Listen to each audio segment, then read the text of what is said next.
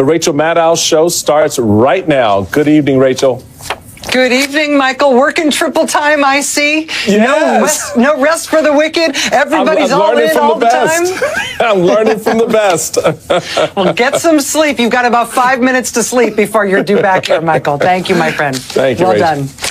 And thanks to at home for joining us tonight. Really happy to have you here on a Friday night.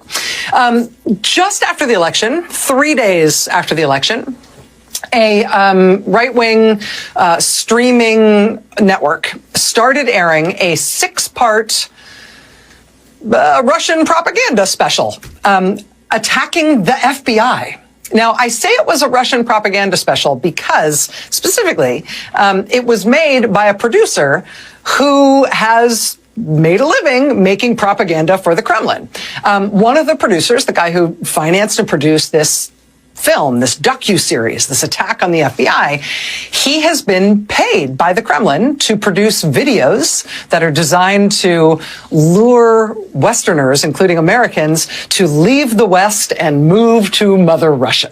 That project was funded by the Presidential Foundation for Cultural Initiatives, which is a state entity created in the Kremlin by Vladimir Putin in 2021. This guy served on the board of a Russian propaganda outlet that was designed to look like an American news site. It was launched in the months leading up to our 2024 election. It was full of pro-Russia and anti-Ukraine content. This guy has produced hagiographic biographies of pro-Kremlin dictators, including, I kid you not, an 8-part series singing the praises of the dictator of Kazakhstan. And that was paid for by a charity controlled by the dictator of Kazakhstan. He also created a pro-Kremlin anti-Ukraine film that was paid for by a pro-Kremlin anti-Ukraine oligarch who has been under U.S. sanctions for more than a decade. He and his company produced another anti-Ukraine film last year that featured claims smearing President Biden that were delivered by a guy who is under indictment in this country and sanctioned by the U.S. government as a Russian agent. So this is kind of their oeuvre. This is what these folks do. But their newest, this multi-part anti-FBI documentary that came out 3 days after our election in November. It was directed by a former host from Russian state TV, which is sanctioned in this country as a vehicle for Kremlin-sponsored disinformation and disruption efforts targeting the American people in our elections.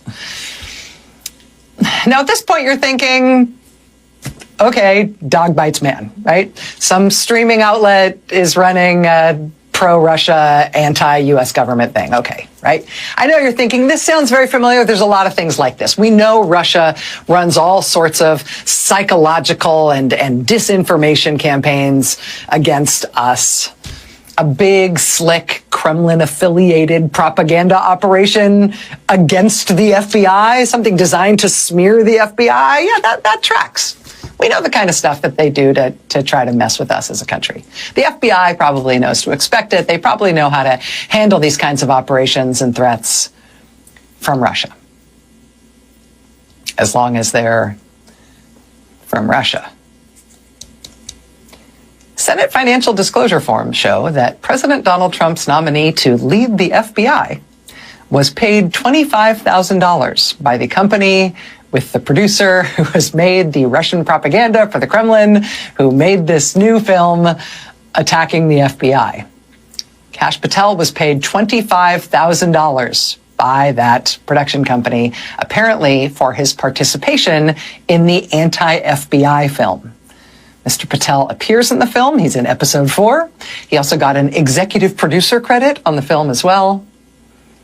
This was first reported today by the excellent investigative reporter David Korn at Mother Jones.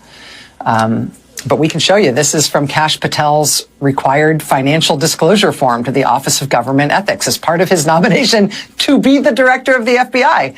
Global Tree Productions.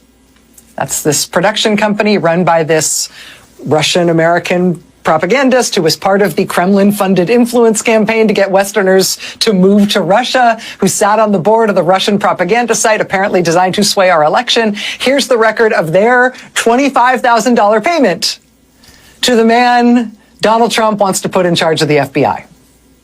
That payment apparently pursuant to his participation in their anti-FBI documentary.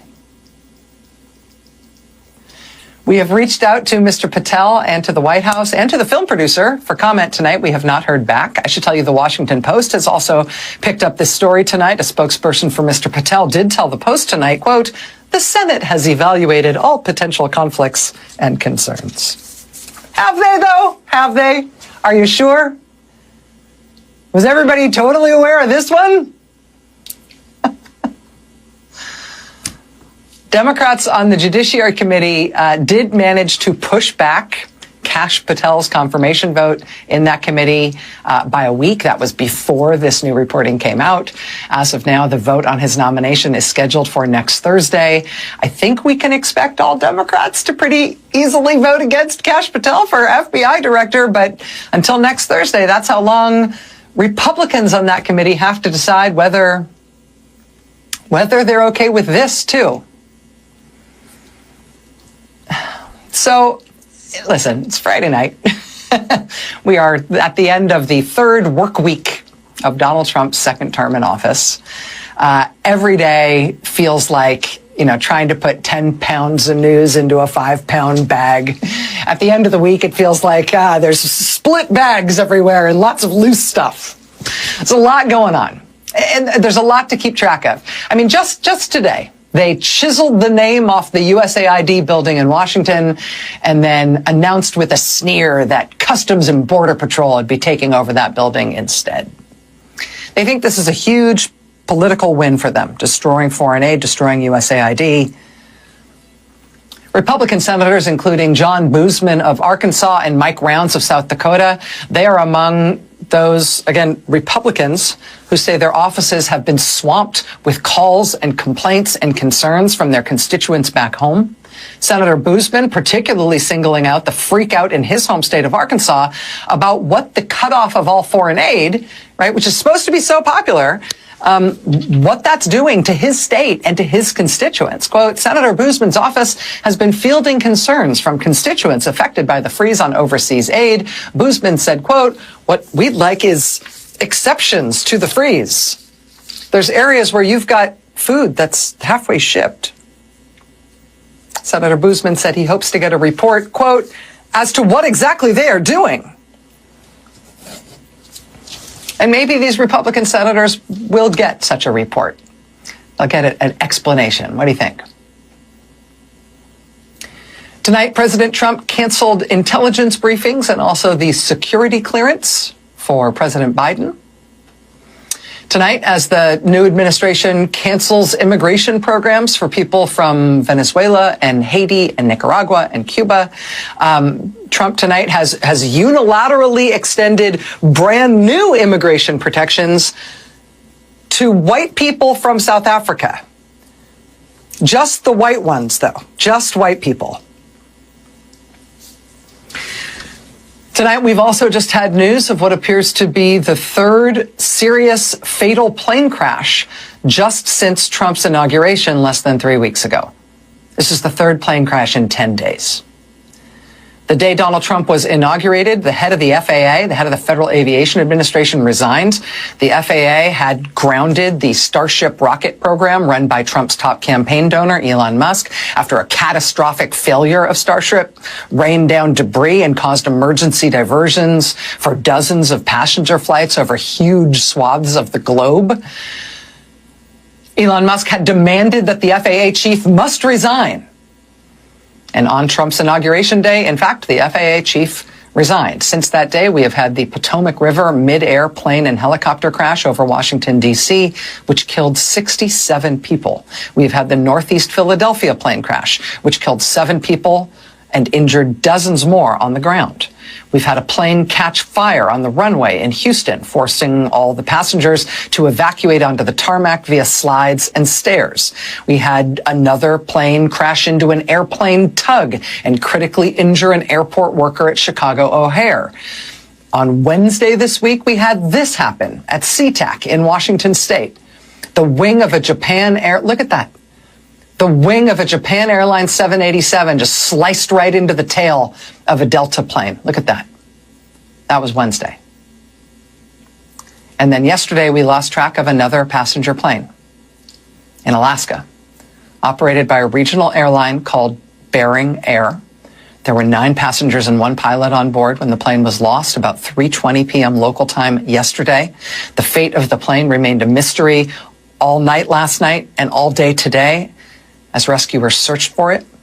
It was about 12 miles offshore when it was lost from radar, but now tonight, just before we got on the air, it has been found on land about 34 miles southeast of Nome, Alaska. And there were no survivors. Again, 10 people killed in this crash. This is the 3rd major fatal plane crash in this country in 10 days.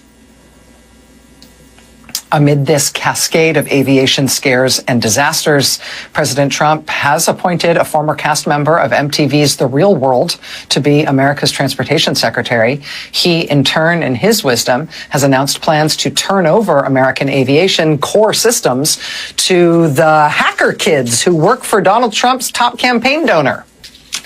Headline: Musk's cost cutters target U.S. aviation systems.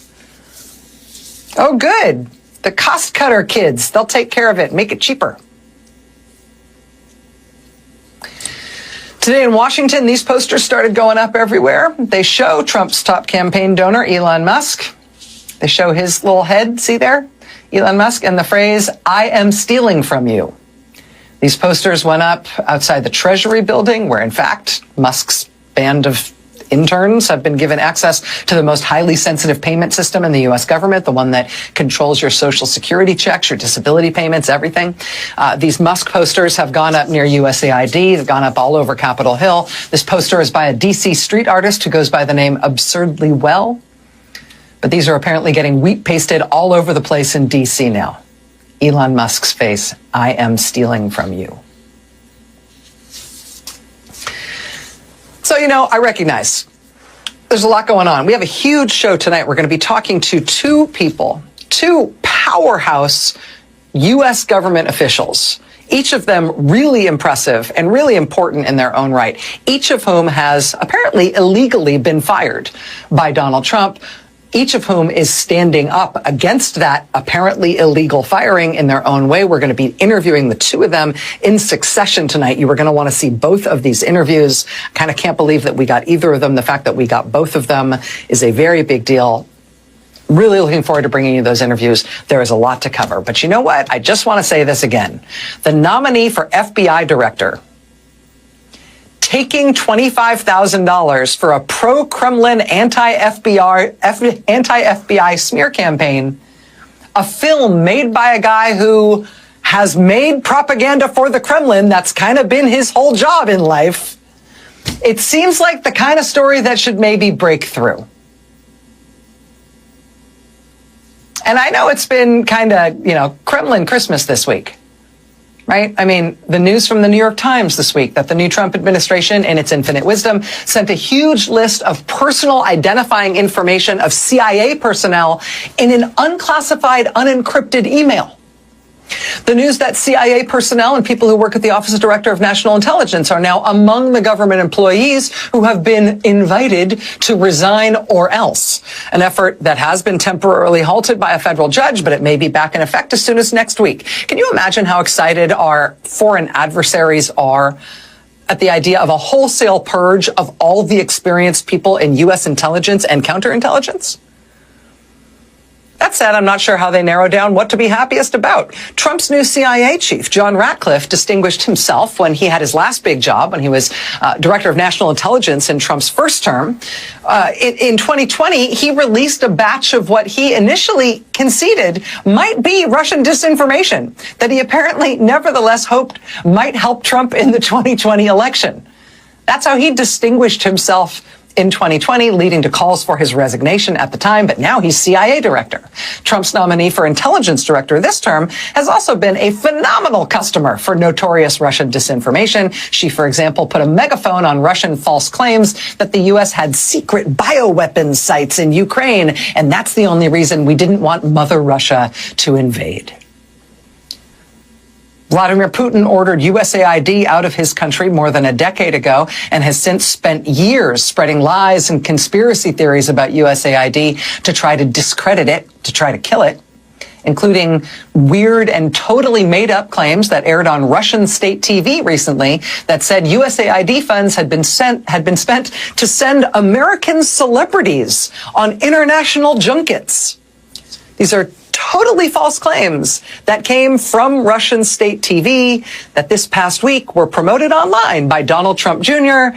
and Trump campaign donor Elon Musk, who did apparently this week dismantle USAID.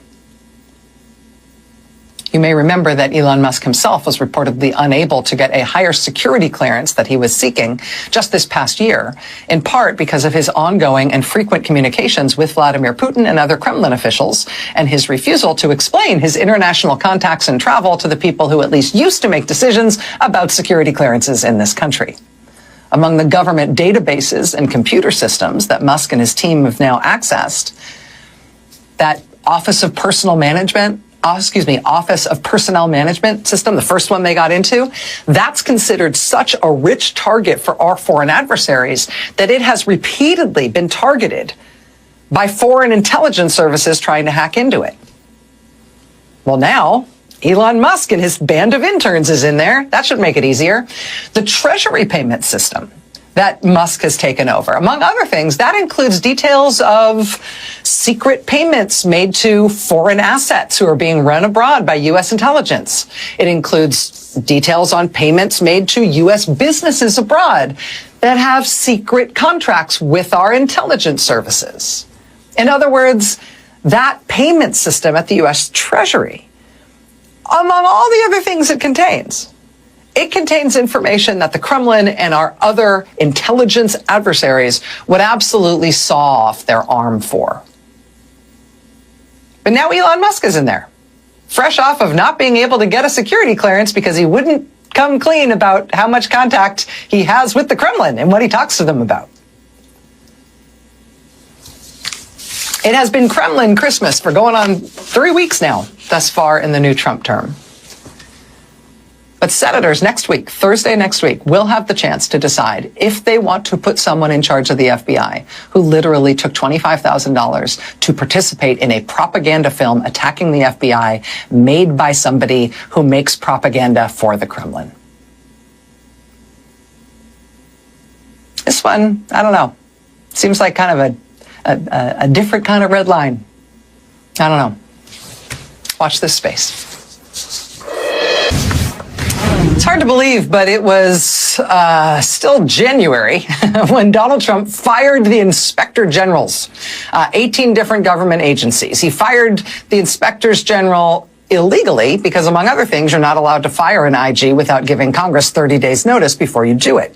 One of those inspectors general was this woman. Her name is Phyllis Fong. She's the inspector general for the U.S. Department of Agriculture. Phyllis Fong is a nonpartisan technocratic official. She was appointed by President George W. Bush more than 22 years ago. She has served under Democratic and Republican presidents ever since. But when Phyllis Fong learned that she had been fired along with all the other inspectors general, she, like everyone, I think, recognized that the announcement of her firing was illegal on its face. And if an announcement is illegal, you might reasonably conclude that it's therefore non-binding. Therefore, the day after Donald Trump announced that she and 17 other inspectors general were fired, Phyllis Fong nevertheless showed up for work. She showed up for work the next day, just like she had done for the past 2 decades. According to Reuters, Ms. Fong said her firing was not legal, and so she was going back to work. Initial reporting said they then bodily escorted her out of the office. USDA then disputed that and said, no, she left of her own accord. Either way, she didn't make it easy for them. Her firing really does appear to have been blatantly illegal. So she did not accept it, and she still showed up. We're seeing other stories along these lines, individual acts of showing up or speaking up throughout the federal government. When Trump ordered federal agencies to get rid of any references to gender ideology, whatever that means, and demanded that federal workers must resign en masse or else. One administrative judge at the Equal Employment Opportunity Commission sent an email to the new Trump-appointed acting boss of that agency, and she CC'd pretty much everybody else in the building on that email. The email included a reference to the president's top campaign donor, Elon Musk, the wannabe occupant of Mars. The email said, quote, "These tactics you are employing and the actions you have taken are illegal and unconstitutional. Quote, if upon reflection you feel like now would be a good time to take a vacation and resign from your position, please reply all to this email and put in the subject line, quote, I'd like to occupy Mars." The acting head of the EEOC apparently did not do that. Nevertheless, credit for the question. Humor, determination, showing up, speaking out. Tonight we have with us two of the high-ranking, big-deal government officials who have thus far stood up to Trump and what he's done. First, we are going to speak with Ellen Weintraub. She has been a member of the Federal Elections Commission since 2002. She has chaired the commission 4 times. This week, President Trump attempted to fire her. Ms. Weintraub responded in a post on Twitter, quote, "Received a letter from POTUS today purporting to remove me as commissioner and chair of the FEC." She said, quote, "There's a legal way to replace FEC commissioners. This isn't it. I've been lucky to serve the American people and stir up some good trouble along the way. That's not changing anytime soon." Joining us now is Ellen Weintraub, chair of the Federal Elections Commission, who Trump claims to have fired. She begs to differ. Commissioner Weintraub, I really appreciate you being here. Thanks for joining us. Pleasure to be here, Rachel. Why do you say this firing was not legal? Well, if you look at the Federal Election Campaign Act, there is nothing in there about removing FEC commissioners other than in the normal course, which is you can replace them when their terms have expired by appointing a new commissioner who gets confirmed by the Senate. That's the way you replace FEC commissioners. There's nothing in there that says, or if the president doesn't like that particular person, they can just be fired. So now that the president has sent you this letter purporting to remove you, but under terms in which he's not legally allowed to remove you, I imagine that you consider yourself to still be a commissioner. But how does this get settled? How do you plan to move forward here? Well, I'm still considering all of my options at the moment, but I will tell you that my email has been turned off, my computers have been taken, my pass, I believe, no longer gets me into the building. When you say your computers have been taken, meaning removed from your office? Well, I think they're still in my office, actually, but I can't get into my office anymore. I see. Do you think it is Trump's intention to dismantle the FEC in a fundamental sense, to rebuild it in his own image? I mean, we've seen him wholesale fire all different kinds of officials that he's not allowed to fire. Some people are suing. Some people are trying to show up to work anyway. You say that you're considering your options. Do you have an understanding or even an informed theory as to what you think the end goal is here? I really don't know. At the moment, there are still 4 sitting commissioners, so there is a bare quorum. There is supposed to be 6, no more than 3 from any one political party. It's supposed to be an independent, bipartisan commission, and the chairmanship rotates from one party to the next every year. The Republicans always get the election year, and that means the year after the election year, there's usually a Democrat who is in the chair, and it just happened to be my turn, and I was duly elected by my colleagues, and that's why I should be still sitting in the chair. But right now, there are still 4 remaining commissioners, so he has not disabled entirely the commission yet. But This is not the way an independent agency is supposed to work. This is not the kind of agency where, unlike many other agencies in government, he doesn't get to come in and immediately put in his own chair of the agency. That just isn't the way the place was set up. It was designed by Congress to ensure against political machinations that would interfere with the running of the agency. And that is why Congress set it up so that if a commissioner's term has expired, they can stay until they get replaced by another commissioner, so the seat doesn't go vacant. And that gives the Senate an opportunity for advice and consent. In this case, since mine is a Democratic seat, it should give the Democratic leaders in Congress an opportunity to weigh in on who they think ought to be sitting in the seat. And it has never, in the 50-year history of this commission, we're celebrating our 50th anniversary this year, this has never happened before. It's never happened before. And there's been so much partisan fighting over the FEC. And there's been so much like bad faith fighting over the FEC by various political factions over the years, and in other circumstances in which I have interviewed you on television about those shenanigans. But this is something that's never happened before. You know, if he does remove more commissioners, if he is trying to disable the FEC, can you explain to our viewers in plain language what that would mean if the FEC effectively went away, if he was able to shut down the functioning of the commission? The FEC is the agency that was designed to follow the money and give the American people transparency about who is funding political campaigns at the federal level and what they do with that money.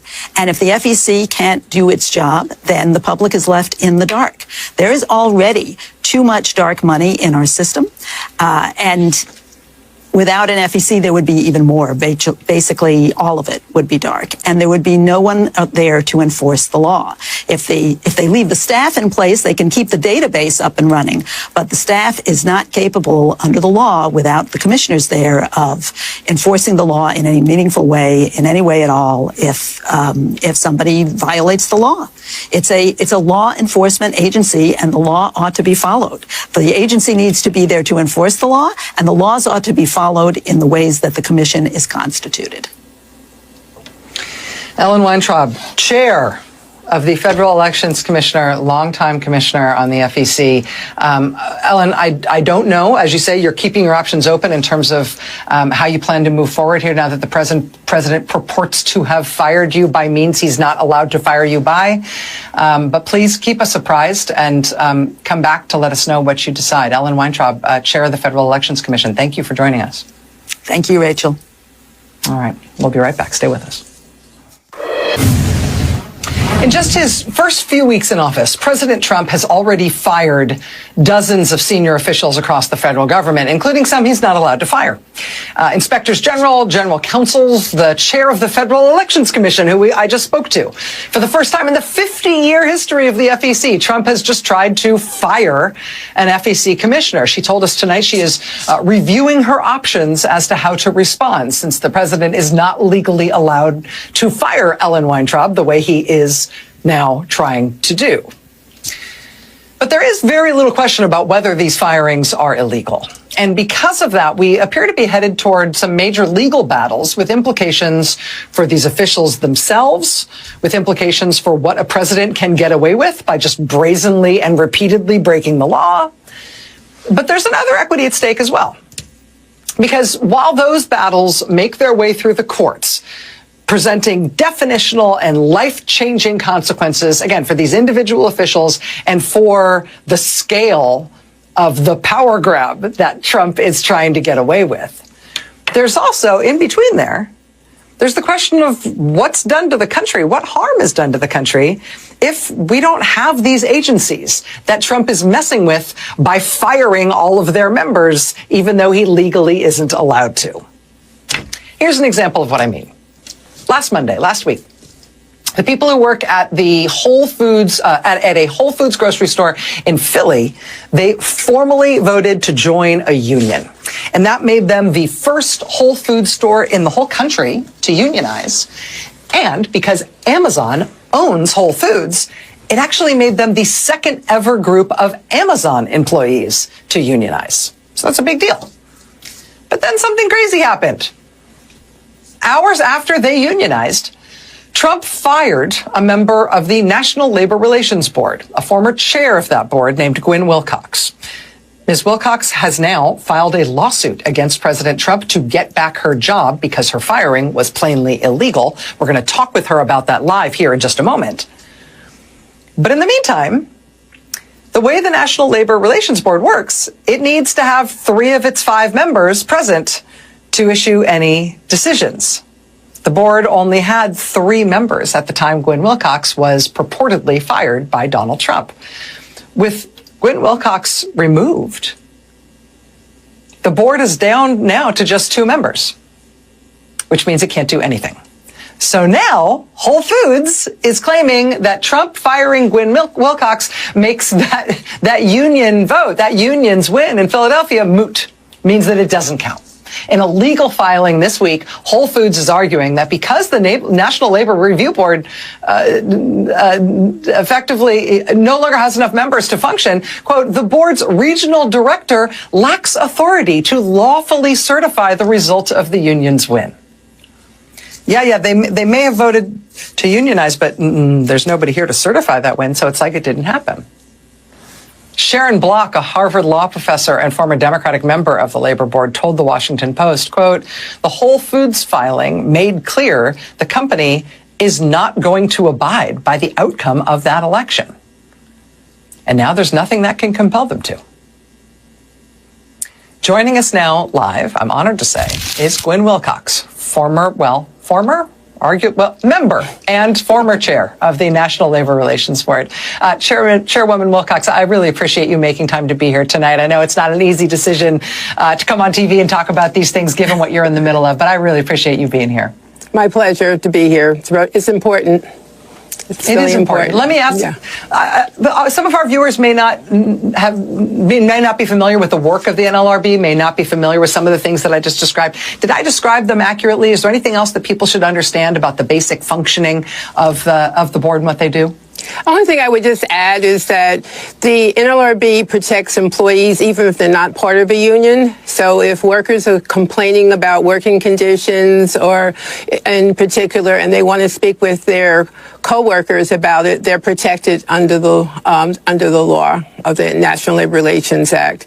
In addition to circumstances where employees may be disciplined as a result of engaging in that type of activity or union activity, and if they're being retaliated against, then they would be protected by the National Labor Relations Board.